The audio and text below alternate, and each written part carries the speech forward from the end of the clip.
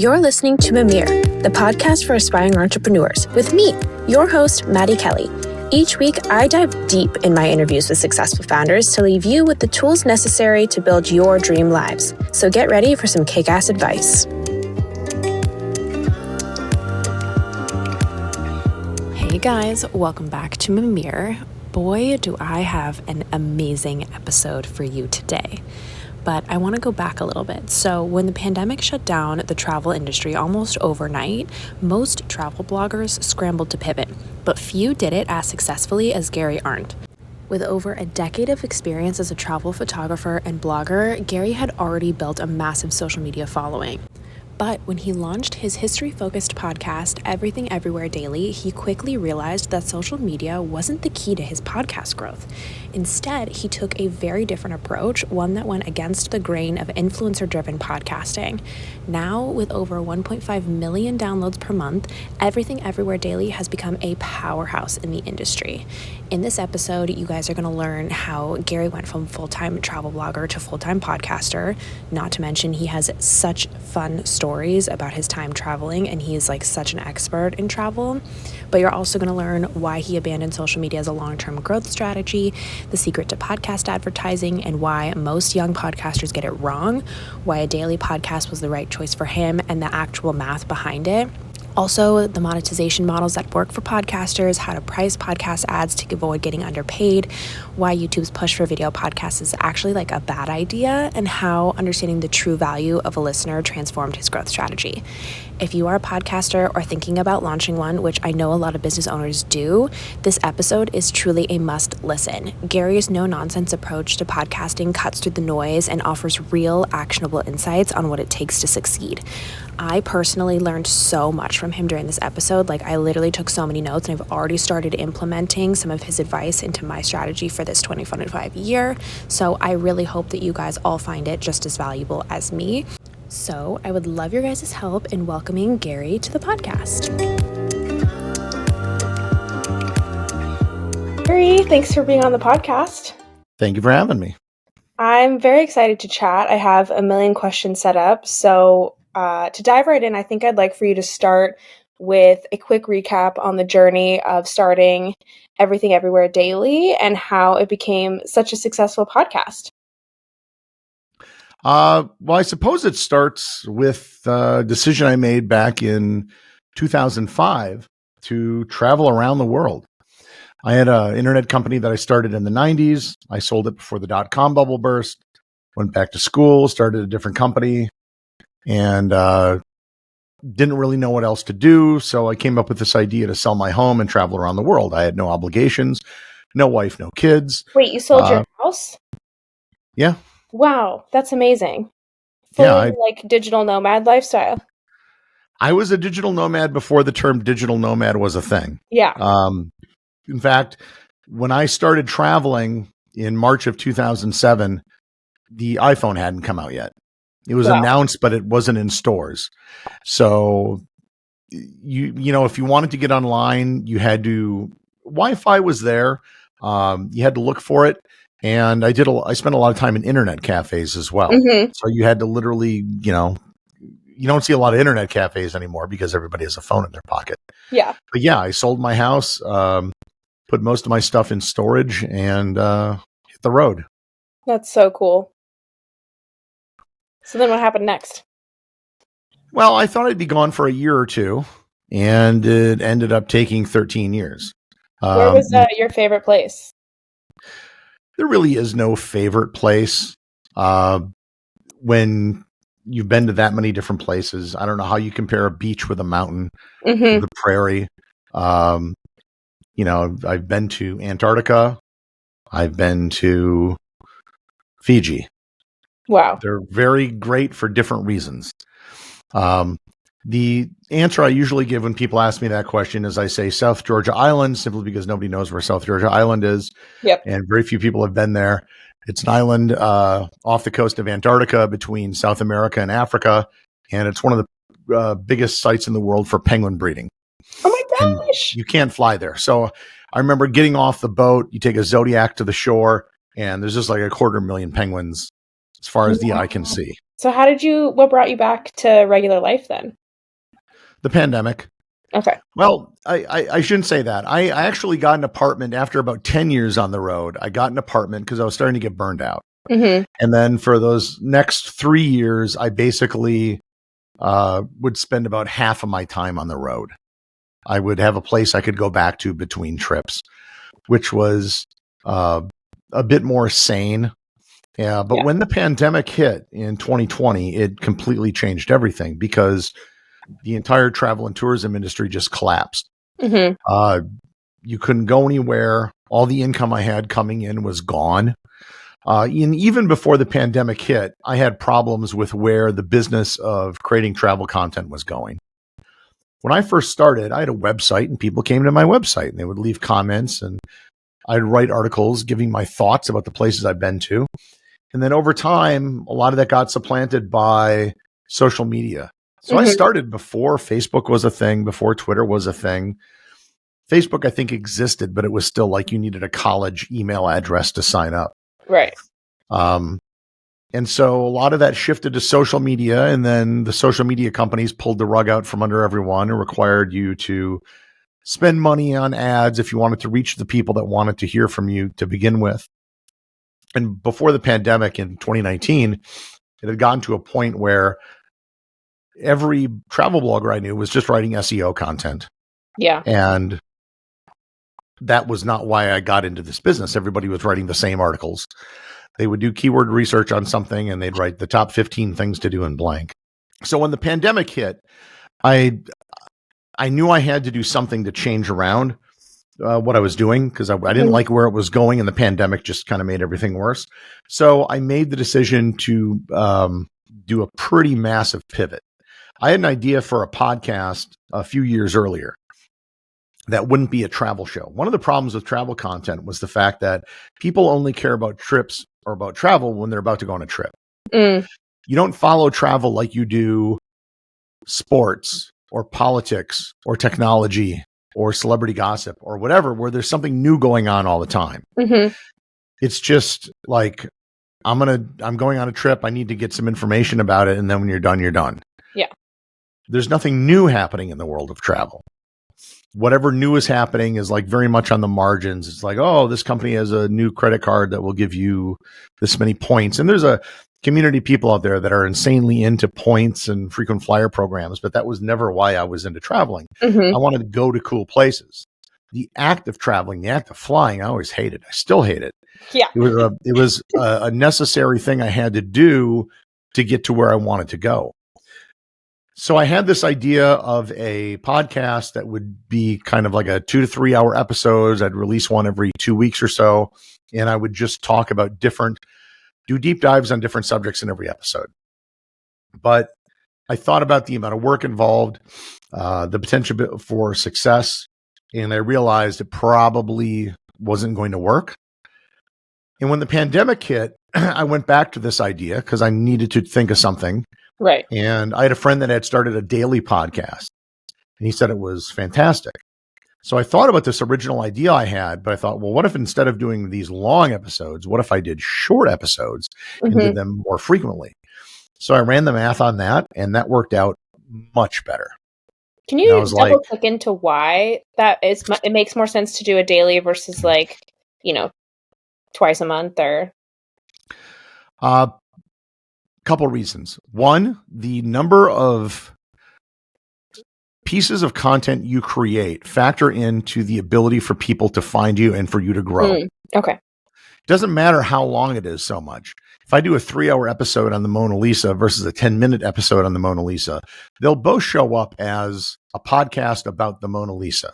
You don't necessarily get any extra weight because it's a longer show. And the other thing simply had to do with advertising. That if you had an hour-long episode with, say, 14 ads in it, that's a lot of ads. That's so many. Yeah. But what if you did 7 episodes a week and you put 2 ads in each episode? Well, that's roughly the same amount of time, maybe a little more. But because you're dividing it up, it allows for a higher ad load for the podcast in general while reducing it for every single episode. And so I have literally 2 ads per episode, which means that I'm able to make more money than if I were doing, say, a 1-hour episode or an equivalent amount of time once a week by splitting it up into 7 different things. Okay, that makes sense. And the kind of the formula for growth, I would say, I mean, putting aside things like quality, which obviously are very important, time and the number of episodes you create are 2 of the biggest factors. If you're producing a show once a month, it's going to take you a long time to grow an audience, a very long time. If you're doing it daily, that changes things dramatically. Okay. And so that's kind of why I went down that path. That makes a lot more sense. I feel like the way that you did your podcast and the way that you were able to grow was not what I would consider to be the typical route. I think at least perception-wise, a lot of podcasters think that they have to be social media influencers in order to be successful podcasters. And I don't think that that's the case. And your growth story is also one that I don't think was what people consider to be the traditional route. And I'd love to talk a little bit about that because I think that your way of doing it was like the pure podcast way. Well, I mean, I have a large following on social media from the travel stuff I was doing. However, it did next to nothing for me. So when I launched my show, I had maybe 200 people listen to the first episode. Wow. And I promoted it on all the channels. I had about 180,000 followers on Instagram. How did you get 200 people right from the get-go? Just through social media? Yeah, I mean, I promoted it on the channels that I had. Okay. An email newsletter, social media. You know, I have 100,000 people on Facebook that follow me, 140,000 on Twitter. And all that led to 200 people, you know, for the first episode. So did it help a little bit? Sure. But it's not like I had 20,000 people. Right. You know, if you look at the conversion rate, it was awful. Like all this enormous social media audience led to what was actually a pretty small number of people listening to the first episode. Yeah. So, and I took note of that right away. And were you expecting it to be way bigger? Yeah, kind of, but it didn't happen. Yeah. And I promoted the show on social media during the first year, and eventually I stopped, and nothing happened, like in terms of the downloads. And I had listened to interviews with several other very big podcasters who basically all said the same thing. Social media doesn't do anything. And it makes sense because if you want to grow your presence on any platform, you have to do it within that platform. Don't go to Instagram to grow your TikTok audience, and don't go to TikTok to grow your Instagram audience. Right. You grow your TikTok audience on TikTok and vice versa. And you grow a podcast audience on a podcast. Other podcasts, advertise on podcasts, because you know 100% of the people listening to you are going to be familiar with podcasts and are podcast listeners. Yeah. I think this is a very interesting approach because social media is not something that I enjoy, and it's something that I always wished, as especially part of the process of editing and doing an episode, it's my least favorite part. And I think the reason behind that is because it does feel as though there's no point. Like it's not like if I don't post on Instagram, I'm suddenly losing, like you said, conversion numbers are essentially the same. So can you just give I know you and I had chatted a little bit about this offline, but I would love for you to give everybody else who's listening some of the tips that you would use to grow within the podcast space. I think when you're launching your show, by all means, promote it on social media, because these people, they follow you and it's like, hey, I have a new show. And then they will quickly decide whether or not they want to listen. And subsequent promotion to that exact same audience over and over and over is going to be ineffective. You are either promoting to people who have made the decision not to listen, or they are listening. Either way, it's not going to do any good. To grow your show on a podcast, there's several different ways to do it. One of the easiest when I started is to buy advertising on podcast apps. Overcast, Podcast Addict, Podcast Republic. Podbean, Castro. There's a lot of them where you can get like a banner ad that appears on the podcast app, such that people just need to click it. They go instantly to your podcast and can start listening right away. Mm-hmm. And this is one of the first things I did. This can be done relatively affordably, and a couple $100. And a lot of podcasters are very hesitant to spend any money on their show. Yeah. And I noticed this in blogging too. They want to have the success. They want this huge following, yet they're not willing to spend a dime to do it. I don't know if you've noticed, but like when the Avengers movies come out or something else, it is very common that a movie will spend 50 to 100% of the production value of the movie on marketing. Wow. Marketing is by far the largest single part of the budget for any given movie. Like when the last Avengers movie came out, everybody knew it was coming out. It was part 2 of a 2-part thing. Yep. Yet they still bought TV ads. They still plastered the sides of buses. They bought billboards to promote this show. So if $1 billion movie that everyone knows about has to buy advertising, why wouldn't a podcast that nobody knows about?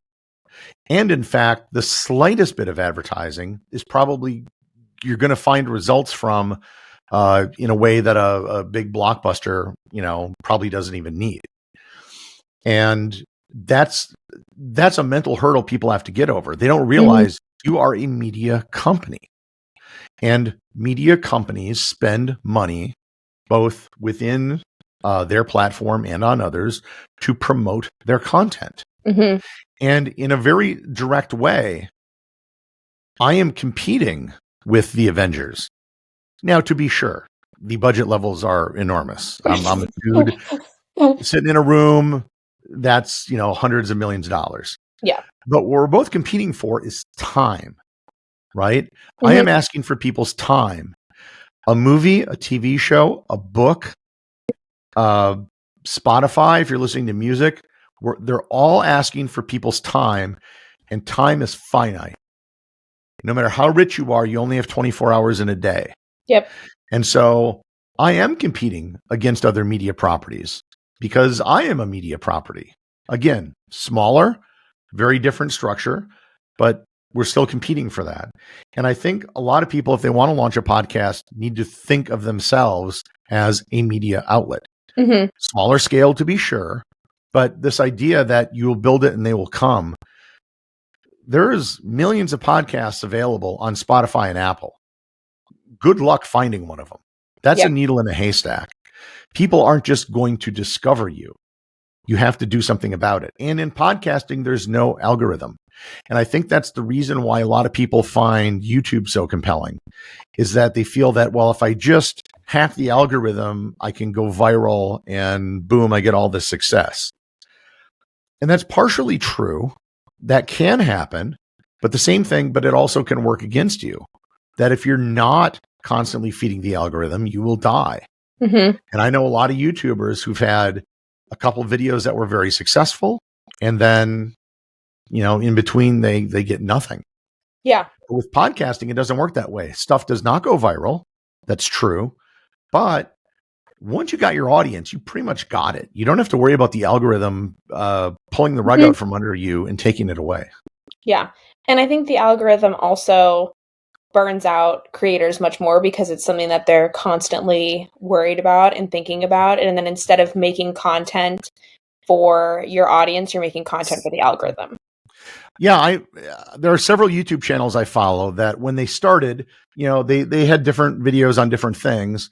And then they found, well, boy, this one video did really well. I'm going to do more stuff on just this video. Yeah. And the next thing you know, that's their whole channel, right? They've been captured by the algorithm. And I've had people ask me this. It's like, well, Gary, you should look at your stats and find out what episodes do the best and then do more of those. And the answer is there isn't. Mm-hmm. There is no best episode. All of my episodes get downloaded pretty much equally. Now, maybe some people do enjoy more episodes than others, but just anecdotally, when people tell me what their favorite episode is, it's all over the place. Mm. And that's because they're not following the algorithm that says, hey, you may like this video on this topic. They're listening because they like me. And hopefully at this point, they'll trust that whatever I'm coming up with next is something that, even if they haven't heard of it before, it's something that they'll learn something from. Yeah. So then, in addition to internal podcast ads, what are some of the other tips that you use to grow within the podcast space? I do interviews like this one. Yeah. Where people have an audience of people who listen to podcasts. And hopefully there's some small percentage.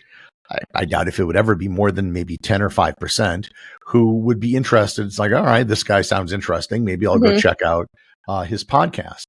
But once you get to a certain point, and my show's gotten pretty big, I do about 1.5 million downloads a month. Crazy. You really just have to buy ads. Okay.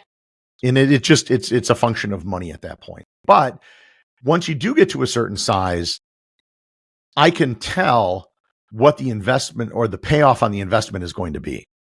One of the most valuable things I did early on was I determined the value of a listener to my podcast. That if someone were to listen to, say, 300 shows of mine per year, knowing the ad rates and the CPMs that I get, what is the value of one person? And I figured it was around $10 to $14. And that's important. It doesn't have to be an exact number, but once you know the marginal value of a single listener, then it's like, well, okay, well, what if I spend $3 to get a new listener? Well, on the net, that'll bring me in $7. Yeah. Yeah. Okay. And that's just if they listen to 1 year. What if they become a regular listener and keep listening? I have a thing called the Completionist Club where people listen to every single one of my podcasts. And I've had 1,600 at this point. Wow. And I've some people that have listened to every episode 2 or 3 times.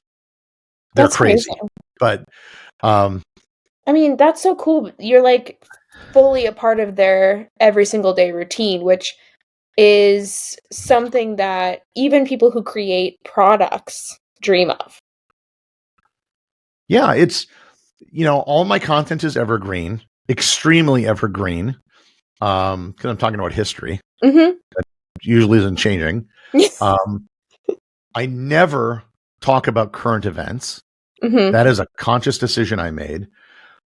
Simply because I've seen so many outlets where people feel the need to throw in a snide comment about politics or current events that only turns people off. If they agree with it, they're not going to do anything different. Yep. If they disagree with it, they may stop listening. Yeah. And I didn't want to get into that. And then I also keep it clean so people can listen with kids. Mm-hmm. Obviously, I'm taking a lot away from this, and actually doing guest appearances is something that I've already started to incorporate because I thought it was such a genius thought and idea. But I also want to talk about monetization a little bit because this is the question on every podcaster's mind from the beginning. And the theme that I'm starting to hear is that you really have to spend money to make money. But I'd love to know at what point for you, because I think sometimes people are like, oh, well, you have to podcast until you have a certain amount of listenership and then you can start monetization. But was that the case for you? I mean, it took me about 18 months before I was able to make a reasonable amount of money. Okay. And by reasonable, I mean a couple $1,000s a month, enough to cover rent and things like that. So it took 18 months for that to happen. Now, there's I should say there's roughly 2 strategies you can use on a podcast to monetize. And they're kind of on different endpoints, but it's not cut and dry. You can do stuff in the middle. Okay. On one endpoint is just straight advertising. And this is the larger podcasts that do this. This is Smartless, Joe Rogan, Call Her Daddy, and to an extent mine. Pretty much 100% of my income is just advertising. Okay. And the only way you can do that is by having a massive audience. Okay. And you probably need a podcast that appeals to a wide range of people. Mm-hmm. On the other end of that spectrum tend to be smaller shows that have a more niche audience. It's about a certain topic. And certain shows that have a smaller niche audience are able to make a fair amount of money, but they're usually not doing it through sponsorships and advertising. They're doing it by selling a product or service. Okay. They are controlling their monetization, and the podcast simply becomes a marketing outlet for another thing that they're doing. Okay. Now, obviously, you can do both of those. You can have ads and have your own product. But if you think of it as those two endpoints, like what is my strategy going to be primarily? It is a lot easier to have a smaller niche show. Definitely. Because depending on what your niche is, it may be very easy to target those people. If you're talking about someone lives in the state of California and their podcast deals with accounting rules, there's That's a a very finite small number audience. of there's a small number of California accountants out there, right? And let's say that their monetization is every 1 year to 6 months, they come out with a new update for, buy my compendium of all the rule changes that have been made across the state this year. Mm-hmm. And if you're a full-time accountant and let's say you're going to charge $250 for this, it's probably a steal because you're getting all this information, summarized for you. So those are roughly your two different kind of ways. And I would say that when you start, you got to figure out what you're going to be. And the advertising route is much more difficult because most podcast networks that sell advertising are not going to give you the time of day unless you have at least 10,000 downloads per episode. Yeah. This is what I've experienced. It's very difficult to get, like, even I think the only way I think around that would be if you somehow are able to develop a relationship with a very specific brand that trusts in you as a podcast host and is willing to potentially like sacrifice a larger audience just because they believe in you and your vision.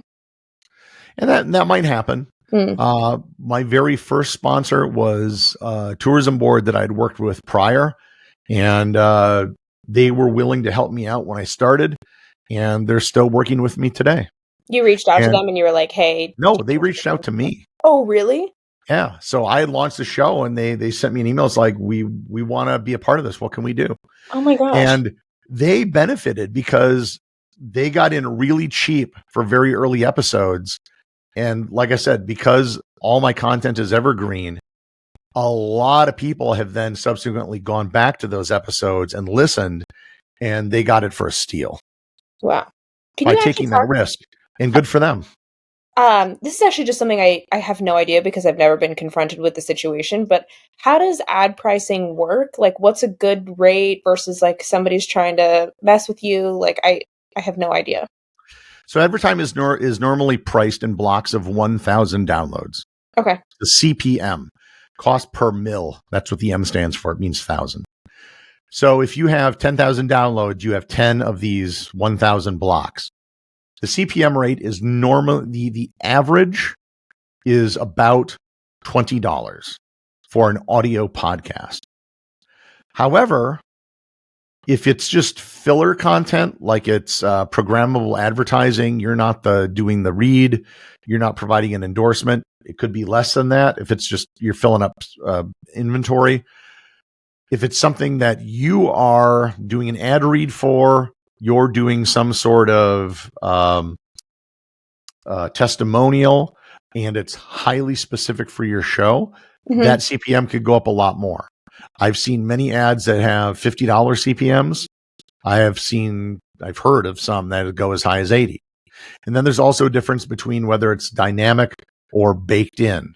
So my ads for the tourist board were baked in ads, meaning anyone who goes to that episode is going to hear that. The vast majority of my ads, however, for most of my episodes are not baked in. They're dynamic. So I just put a spot in my episode that says ads go here. And so if somebody buys from me, we want to buy 1 million downloads, we can fit it in on all the back episodes, no problem. That's so then is it $20 every time somebody listens to that ad? 20 times there's 1,000 downloads of that episode. Holy crap. So if you were getting 10,000 downloads an episode and you sold an ad for $20 CPM, you'd get $200 for that ad. Okay. That ad slot. So you could then get, multiple ads depending on the length of the show. Like I said, $20 though, I wouldn't, it's not like a gold standard. It's an average. Okay. Which means that there's stuff way above it and way below it. Mm-hmm. Okay. That makes a lot of sense. The other thing that I wanted to ask about that I thought of while you were sharing was listener feedback. Like how do you typically get really good feedback from your listeners? Because getting people to leave reviews, I feel like, is pretty challenging. But at the same time, like, do you take listener feedback and do you bring that into what kind of content you're creating, or do you sort of just be like, I gotta trust what I'm making? A little from column A, a little from column B. Okay. It depends on the feedback. Like I've had literal contradictory things. I remember, so I used to do a review at the end of every one of my episodes. I would read one. And I remember I had these reviews a couple days from apart. One person said, this show sucks. It's nothing but U.S. history. Then another person said, this show needs way more U.S. history. I have had people say, your voice is great. I've had people say, I hate your voice. So there are certain things that you just need to be able to dismiss. Okay. Right? Because clearly people are listening to the show. Clearly a lot of people like it. Yeah. So I must be doing something right. But for example, I had a couple people complain. I used to have this one noise, a sound element that indicated when the main body of the show was done. And it was a very sharp, loud. And a lot of people said, oh man, I'll be listening at night and then that wakes me up or it scares me or something. And I didn't have a lot of people saying it, but I had enough people that were all saying the same thing and I could kind of see their point. Like it seemed reasonable. And so I changed it to a different sound that was more mellow. And so that was an example of something that I felt was reasonable. But at the end of the day, you don't want to get sucked into what's called audience capture. You see this on a lot of people that do current event shows. If they try to be fair-minded, look at both sides of the issue, they just end up annoying half their audience. And so they tend to become more extreme over time because they're trying to placate their audience. And they end up going either far right or far left in order to do that. And that's what I was saying. YouTubers will find out what video worked and then keep doing more of that. Yeah. So at a certain point, you have to trust kind of what you're doing. And that if you have grown an audience and people clearly like it, you kind of just have to trust your gut. Yeah, I agree. I think I didn't start this podcast it's hard because technically, yes, like you started the podcast because you hoped a lot of people would listen to it. But at the same time, like I didn't get into it to make content for people. I feel like I got into it to make content for myself. And that's really why you should do it. Too many people, I think, it's like they see someone who's successful and they say, I want to do that. And they start it and then they don't become successful immediately and then they quit. Yeah. And the process really kind of has to be the reward. I have to write a 2,000 word term paper basically every single day for my show. I write a script about whatever the show's topic is for that day. And I've done that well over 1,000 times. I've written getting close to 3 million words. If you don't like that process, you're not going to like it. And I realized when I started, because everything had gone south for me with all my travel stuff, I didn't envision myself being successful. I mean, I hoped I would. What I envisioned was me sitting in a room every day for 1.5 years working on this. And then when it happens and you find yourself sitting in a room every day for 1.5 years, you're not surprised. And I think that's what trips a lot of people up. They're expecting glamour and success, and really it's a grind. And it's not just true in podcasting, it's true in everything. Mm-hmm. When you see a celebrity on the red carpet, that is a 5-minute sliver of their life. And you hear the stories that go into making a movie where they're on set for 6 months in crappy conditions and they got to get up super early, or they have to sit in a chair for 8 hours to get makeup on. Yeah. Or some musician that's on the road for 5 years, wallowing in obscurity. Nobody sees that stuff and all the time that went into it. And they just see that you're a success. So I think when you go into anything, you have to understand the time commitment and the work commitment that's going to be required to eventually achieve that. And that way, when it happens, you're not surprised and you're not disappointed. You can go through it saying, I know this is part of the process and I have to stick with it. Yeah, I think actually this is really fortuitous timing, because earlier today I saw something online that said the things that we do in private are the things that we, like the things that nobody sees are essentially what we get celebrated for in public. And podcasting, I think, is especially one of those things that is very easy to quit, because it's hard. It's even worse than like doing social media. If you do social media, at least you get like a couple likes. But I know a lot of podcasters go through so many years without having like what we would perceive to be the proportionate amount of feedback or reviews or money or whatever. Yeah, and social media has a big public number next to it. Podcasting numbers are all, for the most part, hidden. Mm-hmm. You don't know. Yeah. But one of the good things is, if you want to go down this path, is that the vast majority of people have given up. You will hear stats that, there's 3 million, 5 million podcasts out there. And that is a truth. There are RSS feeds for like millions of shows.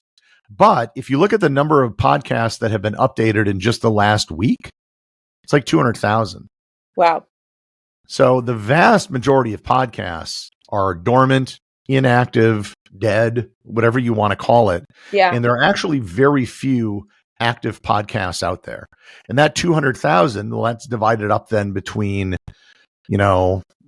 fan fiction podcasts, news podcasts, sports, every different genre that you can think of. So the number of podcasts in what you want to talk about is probably much, much, much smaller and potentially, pretty manageable. Yeah. And I think that's inspiring to hear. And I'm curious to hear what your take is on where the industry is heading. Like, what do you think are some new growth opportunities? If you look at the stats, podcast growth has been incredibly steady over 20 years. Like every year it just keeps going up 1% to 2%, the number of people listen to podcasts. And the thing is to basically just, glom onto that and understand how it works. It's not something that has changed a whole lot, really. There's been a few things like dynamic ads that came about, but by and large, there isn't. The latest thing is, Spotify and YouTube trying to get people to pivot to video, which is a horrible idea. Why? It requires way more work to create good video content. The CPMs available on YouTube and Spotify are far worse. They take far greater percentage of your money than audio podcast ads do. And you're subject to an algorithm. And they can pull the rug out from under you at any time and destroy your entire business at the snap of a finger without even having to explain why they did it. Yeah. All of those are not issues with audio podcasts. So I purposely decided to do an audio podcast and not a YouTube channel. I might launch a YouTube channel later on, but it's going to be something that is in addition to the audio podcast, not a replacement for. The audio podcast is always going to be central. Or even like, an alternative listening method. I upload my podcast to YouTube right now, and pretty much nobody listens to it on YouTube. Yeah. Because it's just audio. Right. And I just feel like even if people are watching the podcast at home, it's not like how they do a typical YouTube video where they sit down and they watch the podcast. I think most people will just put it on the TV and then clean the house or do some other things in the background. So to me, like, I post on YouTube also, but I don't see why at this I'm point. not saying you shouldn't put it on YouTube, but I am saying you got to understand what it is and what it isn't. Okay. And that even a lot of and also the definition people have of podcast has changed. YouTube likes to say that they're the number one site for podcast listeners. Well, what's happening is a lot of people were listening to Joe Rogan and other things on YouTube. And then they started to say, well, I listen to podcasts on YouTube. And you ask them, well, what's a podcast? Oh, it's people talking to each other with a microphone in front of them. In reality, podcast came from iPod and broadcast. Oh. And yeah, that's literally where it came from. And it was designed something that you could download and listen to anytime you wanted. So a lot of the YouTube strategy is basically just calling YouTube videos podcasts. That's all it is. Okay. Actually, I have a random question. This might be a dumb question, but when podcasters talk about the download metric, is that people who actually hit download? Like on Apple Podcasts, I don't download my podcasts, I just listen to them. So is that a stream?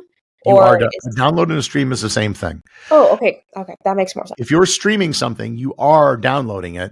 It's just that, like, if you go to Spotify and hit play, let's say a song that you've never listened to before in your life, you are downloading it.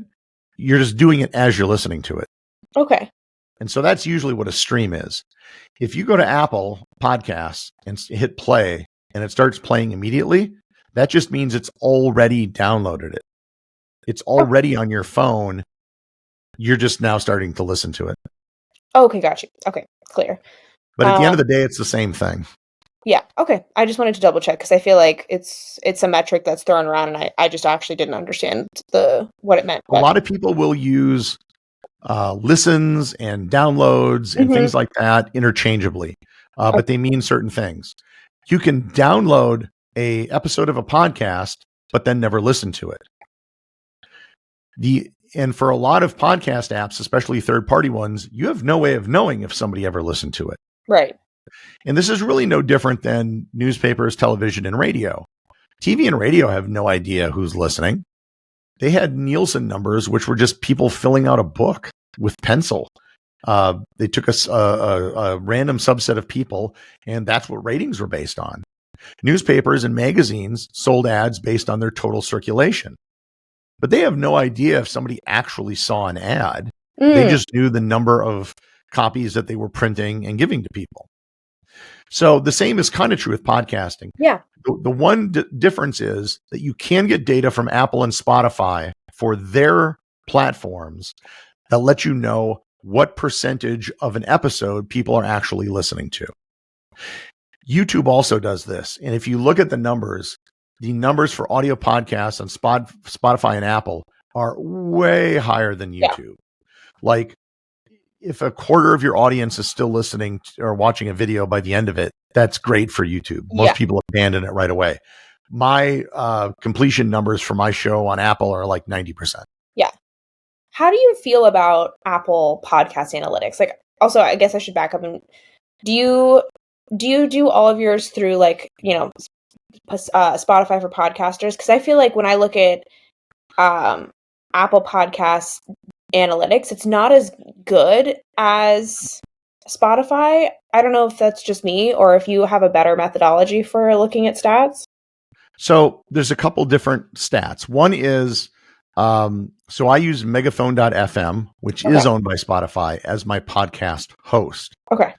They will show me all of the downloads, where those downloads are coming from in terms of geography, what player downloaded them. And so I can get all of my actual download data comes from my host. Yeah. What Spotify and Apple provide are client-side data. So Spotify can then tell me, here are the demographics. Here are the age groups. Here's the sex balance. Here's the geographic balance of who is listening to your show just on Spotify.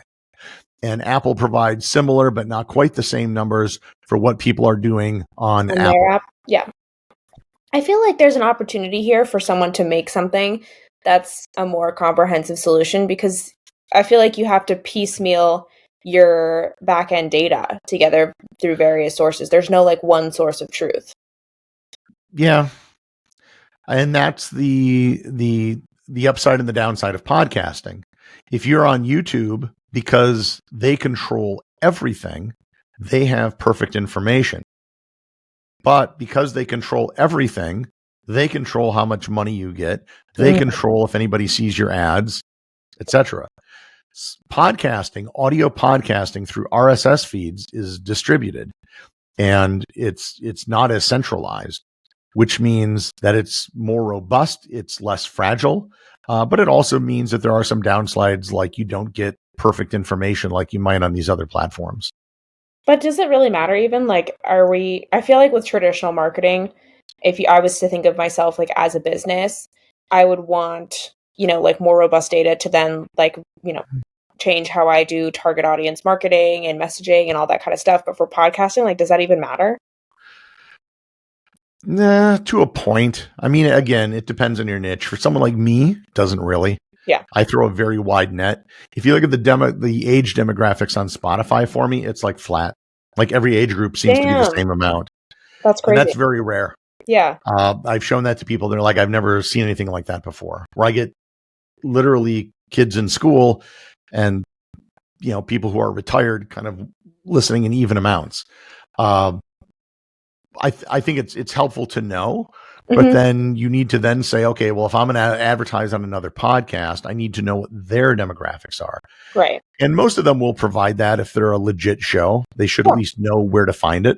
But no, I don't think it hurts. And obviously, if I was just at Podfest and I met people, like one woman was she had a podcast on giving birth.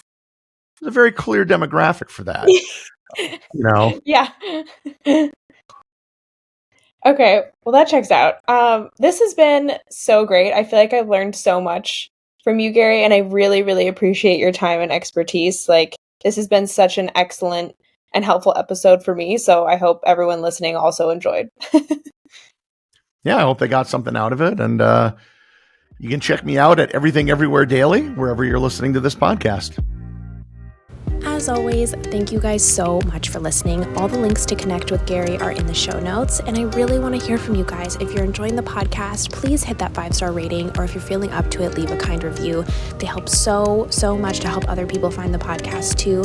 And of course, if you have questions you want answered, comment them in the reviews, and I would be happy to answer them at the end of the episodes. This could be anything from business to what is my favorite ice cream to how and what do I feed my cats. Like, literally ask me anything, and I would be more than thrilled to answer. If you guys want more from me and Mimir, check out my website, mimir.ink. Lots of exciting things coming in the month of February, so make sure you hit the subscribe button so you're always up to date on what's happening next. See you guys next week.